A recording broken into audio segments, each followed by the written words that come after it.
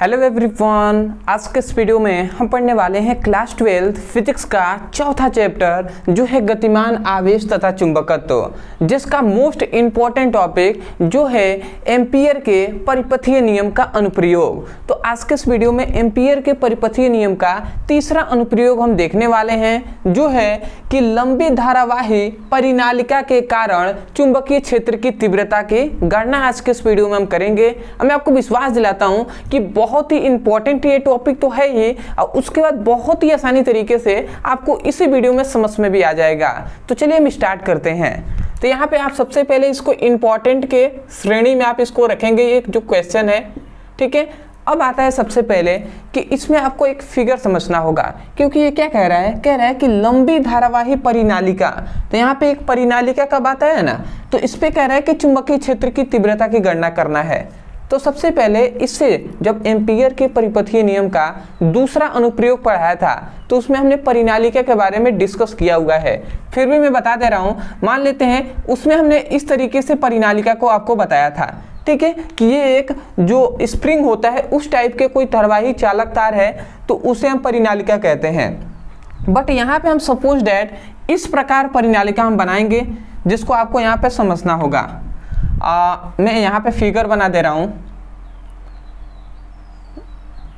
ध्यान से आपको समझना है इस बात को। ये एक हमने सबसे पहले लंबी और उसके बाद धारावाही परिनालिका बनाने के लिए यहाँ पर ये एक परिनालिका है जिसमें बहुत अधिक यहाँ पर तार लपेटे गए हैं। बहुत अधिक क्या लपेटे गए हैं, इसमें तार लपेटे गए हैं। तो इस प्रकार हमने तार लपटे गया है, इसमें बहुत ज़्यादा तार लपटे गए हैं। अब इस परिनालिका का ये हम मान लेते हैं कि इस परिनालिका का ये अक्ष है, ये परिनालिका है, इसका ये अक्ष है। तो सबसे पहले आपने क्या समझा कि ये एक परिनालिका है जिसमें बहुत अधिक तार लपेटे गए हैं, जिसमें फेरों की संख्या n है, तथा इसका ये अक्ष है, परिनालिका के अक्ष है।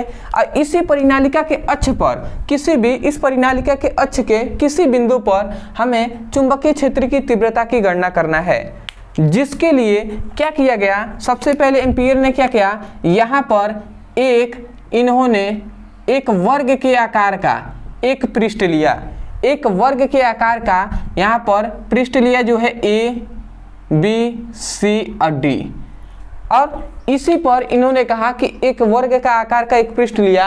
अब इसी पर उत्पन्न हमें चुंबकीय क्षेत्र की तीव्रता की गणना करना है। तो सबसे पहले आपको कुछ नहीं करना है, जब इस प्रकार क्वेश्चन आपसे पूछे बोर्ड एग्जाम में, तो आपको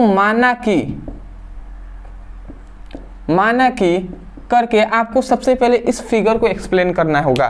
अब आप कहेंगे सर हम कैसे एक्सप्लेन कर पाएंगे, तो देखिए अभी हमने जितना कुछ बताया ना वही सब आपको लिखना है, 3-4 लाइन आपको इसके बारे में लिखना होगा, ठीक है। और ये कंपलसरी होता है, लिखना अनिवार्य है, इसलिए आप क्या लिखेंगे मैं एक बार बोल दे रहा हूँ, इस प्रकार आप लिख लीजिएगा।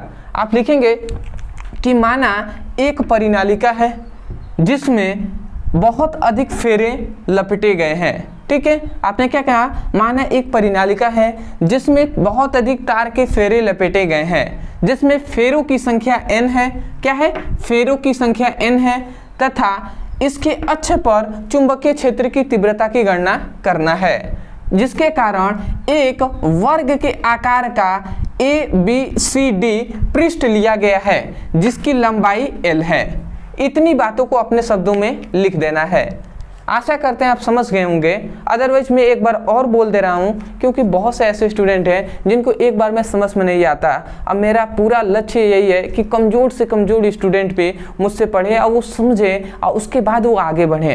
अदरवाइज आप नोट्स के लिए जानते हैं, यहाँ पे जो भी मैं बता रहा हूँ ये सब नोट्स आपके लिए, पूरे फिजिक्स का नोट्स ओनली आपको 69 रुपये में पूरा दिया जा रहा है, जिसमें 14 चैप्टरों का आपको नोट्स है। तो आप लेना चाहते हैं तो नीचे दिए गए नंबर पर मैसेज करके भी हमारी टीम आप व्हाट्सएप पे मैसेज करेंगे, वो आपको नोट्स दे देंगे, ठीक है। अदरवाइज हमसे बात करने के लिए इंस्टाग्राम आईडी है ये, तो उस पर मैसेज करेंगे तो आप हमसे जब भी हमें टाइम मिलेगा तो आपको रिप्लाई हम कर देंगे, ठीक है। तो आपको मैं एक बार और बोल दे रहा हूँ, अदरवाइज आप नोट्स बना रहे हैं तो आप लिख सकते हैं। आप लिखेंगे माना एक परिनालिका है जिसमें तार के n फेरे मतलब बहुत अधिक तार लपेटे गए हैं, जिसमें फेरों की संख्या n है तथा इसके अक्ष पर चुंबकीय क्षेत्र की तीव्रता की गणना करनी है, जिसके कारण एक वर्ग का आकार का ABCD पृष्ठ लिया गया है। इतनी बात को लिखना है। तो आशा करते हैं आप लिख लेंगे, अदरवाइज नोट्स भी आप लेकर उससे हेल्प आप ले सकते हैं। तो अब इसके बाद यहाँ पे हमें चुंबकीय क्षेत्र की गणना करना है, तो हम सबसे पहले यहाँ पे लिखेंगे गणना। अब हम करेंगे कि ये जो वर्ग का आकार का दिखाई दे रहा है ना, तो इस वर्ग के आकार पर उत्पन्न चुंबकीय क्षेत्र की तीव्रता की गणना करेंगे। तो हम लिखेंगे कि बंद पृष्ठ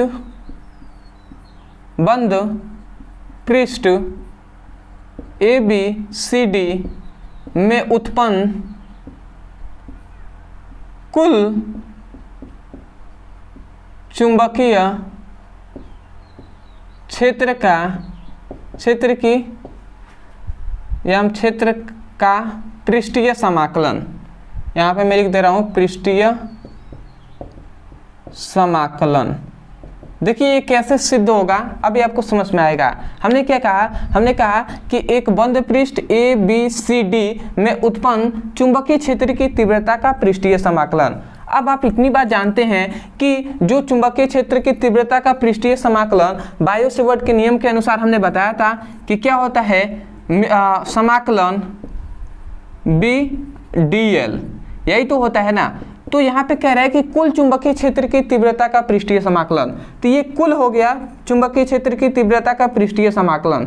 अब इसको हम कैसे ज्ञात करेंगे, तो हम एक एक पृष्ठ के लिए ज्ञात करेंगे। पहले AB के लिए, फिर BC के लिए, फिर से CD के लिए, फिर से DA के लिए। पहले हम AB के लिए ज्ञात करते हैं, तो यहाँ पे हम लिख देंगे AB। अब AB के लिए क्या हो जाएगा, AB के लिए तो BDL ही होगा। आइए हम सदिश राशि के लिए हम दिशा दर्शा दे रहे हैं। फिर से अब हम BC के लिए दर्शाएंगे, तो यहाँ पे हम लिखते हैं BC। अब फिर से यही हम लिखेंगे BDL लिखेंगे, ठीक है। फिर से CD के लिए लिखेंगे, तो CD हमने लिख दिया, अब BDL हमने लिख दिया। अब फिर से DA के लिए दर्शाएंगे, तो DA, यहाँ पे BDL हमने लिख दिया। तो देखिए ये कुल पृष्ठीय समाकलन है। अब कुल पृष्ठीय समाकलन का मतलब होता है कि छोटे छोटे सभी समाकलनों का योग। तो ये छोटा एक हमने ले लिया, फिर से एक एक एक, ये तो इस तरीके से इसका भी हमने, इसका भी और इसका भी, जब चारों को हम जोड़ेंगे तो हमारा कुल निकल जाएगा। तो ये हमने निकाल दिया। अब दूसरी बात, एक और बात है कि आपको एक फॉर्मूला पता होगा कि A × B = होता है, यदि इस प्रकार हो, यदि सदिश A × B हो तो उसका होता है AB cos थीटा, ये एक फॉर्मूला होता है। तो देखिए A × B के रूप में यहाँ पे है, तो इसका मतलब BDL के जगह पर BDL cos थीटा हम लिख सकते हैं, तो वही हम लिखेंगे। अब ध्यान से आपको समझना है, यदि थोड़ा सा भी आपने इधर उधर हटे तो आपको थोड़ा सा कम समझ में आ सकता है, इसलिए इसको हम क्या कर सकते हैं, इसको हम लिख सकते हैं AB। अब BDL को BDL cos थीटा हम लिख सकते हैं। फिर से इसको हम लिखना चाहें तो BC अब BDL cos थीटा लिख सकते हैं। फिर से इसके लिए हम लिखना चाहें तो CD अब BDL cos थीटा हम लिख सकते हैं। अब फिर से इसके लिए DA अब BDL cos थीटा हम लिख सकते हैं। इतना हमने लिख दिया। अब यहाँ पे एक होता है कि यहाँ पे थीटा का मान क्या कौन कौन सा होगा, तो सबसे पहले इसके लिए हम थीटा का मान देखते हैं। तो मैं यहाँ पे लिख दे रहा हूँ, यहाँ पे समाकलन BDL, ये DL क्या है, कुल पृष्ठों की संख्या है, मतलब कुल पृष्ठ है, कुल चुंबकीय क्षेत्र की तीव्रता है। अब यहाँ पे आप ध्यान से समझेंगे, यदि हम AB के लिए ज्ञात करते हैं, AB के लिए तो B, अब फिर से हमने DL लिख दिया और cos थीटा के जगह पर 0 होगा। आप कहेंगे सर कैसे 0 होगा यहाँ पे थीटा का मान, तो देखिए थीटा का मान इसलिए 0 होगा क्योंकि हमें अक्ष पर ही तो चुंबकीय क्षेत्र की तीव्रता की गणना करना है। आइए देखिए ये जो पृष्ठ है ये अक्ष के समांतर है कि नहीं, और जब समांतर होता है देखिए मतलब ये अक्ष भी इसी दिशा में है और चुंबकीय क्षेत्र की जो पृष्ठ है इसी दिशा में है, इसका मतलब यहाँ पे जो कोण बनेगा वो थीटा = 0 होगा। तो वही हमने 0 यहाँ पे ले लिया। अब देखिए ये जो अक्ष है इस दिशा में और ये पृष्ठ है, मतलब BC क्या है, पृष्ठ पर लंबवत है कि नहीं, 90 डिग्री है। तो यहाँ पे हम क्या लेंगे, प्लस BC के लिए हम क्या लेंगे, BDL और cos 90 हम लेंगे। फिर से तीसरे के लिए आते हैं, तो देखिए अगर थोड़ा सा आप ध्यान से समझेंगे तीसरे के लिए, तो ये देखिए ये जो पृष्ठ है ये परिनालिका से बाहर है। हम जानते हैं कि परिनालिका से बाहर चुंबकीय क्षेत्र की तीव्रता शून्य होता है। तो जब चुंबकीय क्षेत्र की तीव्रता मतलब B का मान ही शून्य होगा तो शून्य DL और cos ये भी शून्य हो जाएगा, क्योंकि देख रहे हैं समांतर है। तो फिर से शून्य हमने ले लिया। फिर से DA के लिए हम अगर लेते हैं तो DA BDL और cos इसके लिए 90 लेंगे। देख रहे हैं ना यहाँ पर भी पृष्ठ के लंबवत है तो 90 हमने ले लिया। अब आप थोड़ा सा समझेंगे ये बात कि देखिए cos 0 बराबर और cos 90 बराबर क्या होता है, ये मान आपको पता होना चाहिए। तो cos 0 बराबर 1 होता है और cos 90 बराबर 0 होता है, ये बात आपको पता होगा। ये हम बेसिक यहाँ पे बता दे रहे हैं, तो इसको आपको ध्यान नहीं देना है, मतलब ये नहीं सोचना है कि इसी में है, ठीक है। तो cos 90 इक्वल टू 0 और cos 0 इक्वल टू 1। तो यहाँ पे अगर हम मान पुटअप करते हैं तो BDL यहाँ पे इसका मान ये क्या हो जाएगा, इसका मान होता है cos थीटा का मान होता है 1। तो यदि 1 इसमें गुणा होगा तो ये क्या हो जाएगा, AB और BDL हो जाएगा। 1 का गुणा होगा तो BDL ही होगा। फिर से ये शून्य हो जाएगा, क्योंकि 90 इक्वल टू 0 रखेंगे, 0 का गुणा होगा तो शून्य हो जाएगा। फिर से ये देखिए यहाँ पे शून्य है, शून्य अगर गुणा कराएगा तो ये भी शून्य हो जाएगा। और फिर से यहाँ पे 90 इक्वल टू 0, ये भी शून्य हो जाएगा। तो यहाँ से हमें क्या मिला, यहाँ से हमें मिला थीटा इक्वल टू BDL और समाकलन इधर हमें क्या मिला, AB और BDL। ये आशा करते हैं आपको समझ में आ रहा होगा। ये आपको फॉर्मूला दिखाई तो दे ही रहा होगा ना, यहाँ पे हम ठीक है, ये हमें मिल गया। आशा करते हैं आपको ये दिखाई दे रहा होगा। अब देखिए आपका सॉल्व हो गया है, यहीं पर आपका फॉर्मूला निकल जाएगा जो आपको याद करना है गणना में। तो ये हमें मिला।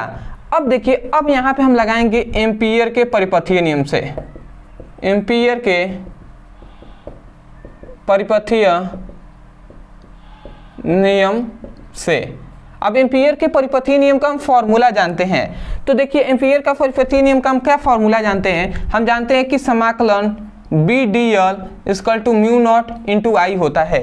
ये बात हम जानते हैं, मतलब हम जानते हैं कि BDL के जगह पर BDL इक्वल टू होता है म्यू नॉट इंटू आई। तो बताइए यहाँ पर भी BDL है तो इसके जगह पर म्यू नॉट इंटू आई रख सकते हैं ना, तो वही अब हम रखेंगे। तो BDL समाकलन BDL के जगह पर हम सीधा डायरेक्ट लिखते हैं।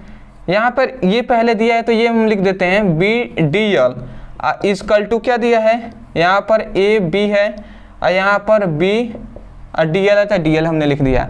अब एम्पीयर का परिपथीय नियम यदि हम इसमें लगाते हैं तो इसके जगह पर म्यू नॉट इंटू आई लिख सकते हैं। तो ये हमने लिख दिया म्यू नॉट, सॉरी ये नहीं लगाएंगे, म्यू नॉट इंटू आई हमने लिख दिया, परंतु आई हमने लिख दिया। अभी आपको समझ में आएगा थोड़ा सा। अब देखिए इसको हम B को यहीं पे हम इसको क्या कर देते हैं, समाकलन होगा तो B कांस्टेंट है, बाहर निकल जाएगा। तो यहाँ पर AB DL का समाकलन होगा। अब देखिए यहाँ पर एक चीज़ गुणा होगा म्यू नॉट और यहाँ पे गुणा होगा LN का और यहाँ पे I हो जाएगा और इसका B का AB हमने लिख दिया, DL का समाकलन होगा तो L होगा। अब यहाँ पे बहुत से ऐसे स्टूडेंट हैं जिनको समझ में नहीं आया होगा कि सर यहाँ पे LN कहाँ से आ गया, यहाँ पर L कैसे आ गया। देखिए सॉरी यहाँ पर केवल L आएगा, अभी आपको समझ में आएगा, ठीक है। अब देखिए क्या हुआ है, यहाँ पर क्या हुआ है कि यहाँ पे LN कैसे आया, यहाँ पर L कैसे आया, ये आपको समझ में आएगा। देखिए क्या हुआ है, सबसे पहले हमने इससे पहले जब टोराइड के कारण चुंबकीय क्षेत्र की तीव्रता पढ़ाया था, मतलब एम्पीयर के परिपथीय नियम का सेकेंड अनुप्रयोग, दूसरा अनुप्रयोग पढ़ाया था, तो उसमें हमने एक वृत्त के लिए हमने ज्ञात किया था। तो वृत्त के लिए हमने 2πr लिखा था, ठीक है। अब वहाँ पे फेरों की संख्या n था तो 2πr इंटू n किया था। उसी तरीके से यहाँ पे लंबाई है, पृष्ठ की लंबाई है l, तो उसीलिए इसका l से हमने l लिखा है, और यहाँ पे फेरों की संख्या n है तो n से हमने गुणा करा दिया है, तो उसीलिए हमने यहाँ पे l इंटू n लिखा है। और यहाँ पर समझेंगे, यहाँ पर dl है तो dl का यदि समाकलन होगा ना तो यहाँ पर l आ जाएगा, लंबाई आ जाएगा, क्योंकि लंबाई का समाकलन करेंगे तो लंबाई आएगा। और वहाँ पर हमने dl का समाकलन टोराइड में किया था तो वो हम क्या कर रहे थे, एक वर्ग के लिए कर रहे थे, ठीक है। तो वर्ग का पृष्ठीय क्षेत्रफल 2πr होता है तो 2πr हो गया था। इसलिए यहाँ पे थोड़ा सा इसको आपको समझना होगा, इसलिए हम कहते हैं कि बेसिक से प्लेलिस्ट के अनुसार पढ़ाई करेंगे तो बेटर तरीके से समझ में आएगा। अब यहाँ से l कैंसिल हो जाएगा, तो अब यहाँ पे आपको क्या बचा, यहाँ से केवल यहाँ पर म्यू नॉट और यहाँ पे n into I equal to be बचा। और यदि हम इसी को सीधा करके लिखे तो b equal to mu naught n into I बचा। तो ये आपका जो मिला, ये आपका क्या हो जाएगा, आपका गणना हो जाएगा। तो यही है द्वितीय अनुप्रयोग का formula, b equal to mu naught n into I. और ये याद रखेंगे, यही है द्वितीय अनुप्रयोग, एम्पीयर के परिपथीय नियम का तीसरा अनुप्रयोग का भी फॉर्मूला यही आता है और द्वितीय अनुप्रयोग का भी फॉर्मूला यही आता है। तो आशा करते हैं कि आपको समझ में आ गया होगा। अदरवाइज यदि आपको समझ में आ गया है तो बहुत ही अच्छी बात है। और दूसरा एक और रिक्वेस्ट है कि आप जाइए हमारे चैनल के प्लेलिस्ट में, और वहाँ से अगर सीरियस होकर पढ़ाई करना चाहते हैं तो प्लेलिस्ट के अनुसार पढ़ाई कीजिए। मैं कोई भी फालतू टॉपिक नहीं पढ़ाया, फालतू तो कोई टॉपिक होता नहीं है, बट हाँ जो आपके बोर्ड एग्जाम के लिए इंपॉर्टेंट नहीं है वो सभी हमने टॉपिक नहीं पढ़ाया है, केवल वही हमने टॉपिक पढ़ाया है जो आपके बोर्ड एग्जाम के लिए मोस्ट इंपॉर्टेंट है, अब बोर्ड एग्जाम में बार बार पूछे जाते हैं। तो आप जाइए चैनल के प्लेलिस्ट में, वहाँ पर फिजिक्स और केमिस्ट्री का प्लेलिस्ट जाएगा, तो वहां से बेसिक से अपने चैप्टर वाइज सभी इंपॉर्टेंट क्वेश्चन को पढ़ाई कीजिए। अदरवाइज आप जानते हैं कि इसका आप लिख सकते हैं, और इसका या किसी भी चैप्टर का आपको नोट्स चाहिए फिजिक्स का, तो पूरा हमें फिजिक्स का नोट्स ओनली आपको 69 रुपए में दिया जा रहा है। तो आप लेना चाहें तो नीचे दिए गए नंबर पर मैसेज करके, व्हाट्सएप पे मैसेज करेंगे तो हमारे टीम आपको नोट्स दे देंगे, तो वहां से आप ले लीजिएगा। अदरवाइज हमसे बात करने के लिए आप इंस्टाग्राम पे लिखेंगे ब्रदर सर 30, इतना लिख कर सर्च करेंगे, हमारा आईडी आपके पास आ जाएगा, तो वहाँ पे भी आप मैसेज करके आप हमसे बताएंगे, तो हमको जब भी टाइम मिलेगा हम इंस्टा पे जरूर आपको रिप्लाई कर देंगे। आशा करते हैं आप समझ गए होंगे। तो चलिए दोस्तों, आज के लिए इतना ही, मिलते हैं एक बेहतरीन टॉपिक के साथ, तब तक के लिए धन्यवाद। जय हिंद, जय भारत।